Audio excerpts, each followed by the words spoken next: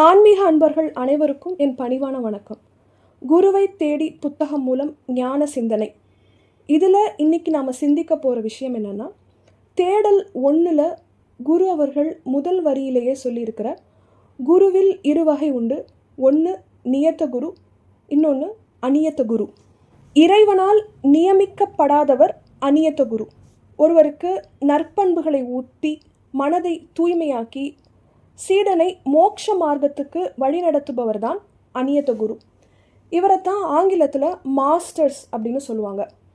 ஒருவருக்கு இந்த அநியத்த குரு எவ்வளோ பேர் வேணால் இருக்கலாம். அவர் ஒருவராக தான் இருக்கணும்னு அவசியம் இல்லை.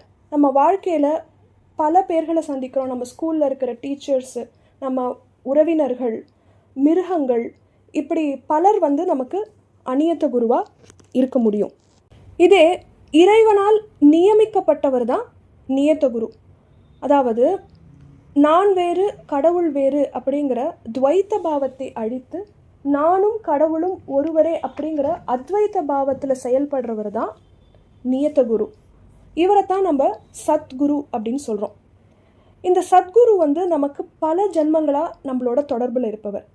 இந்த சத்குரு என்ன பண்ணுவார் அப்படின்னா, நம்மளை பல அநியத்த குருக்களிடம் அனுப்பி நம்மளை தேர்ச்சி பெற வைத்து நமக்கு ஆத்ம ஞானத்தை ஊட்டி நம்மளை உன்னதமான உயர்ந்த நிலைக்கு எடுத்து செல்வார்.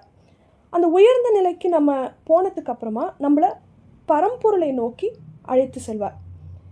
இதில் ஒரு முக்கியமான விஷயம் என்னென்னா, இந்த நியத்த குரு ஸ்தூல ரூபத்தில் தான் நம்மளை வழி நடத்தணும் அப்படிங்கிற அவசியம் இல்லை.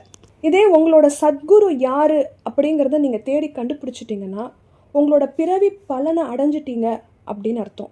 அந்த சத்குருவே உங்களோட வாழ்க்கையை அவரே நல்ல முறையில் நடத்தி கொண்டு செல்வார்.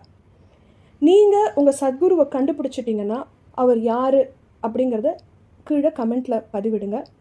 கண்டுபிடிக்கலைன்னா சீக்கிரத்தில் கண்டுபிடிச்சிடணும் அப்படிங்கிற பிரார்த்தனையோட இனியோட பதிவை நான் முடிக்கிறேன். இது வரைக்கும் இந்த சேனலை சப்ஸ்கிரைப் செய்யாதவர்கள் சப்ஸ்கிரைப் செய்துக்கோங்க. இந்த வீடியோ பிடிச்சிருந்ததுன்னா கண்டிப்பாக லைக் பண்ணுங்கள்.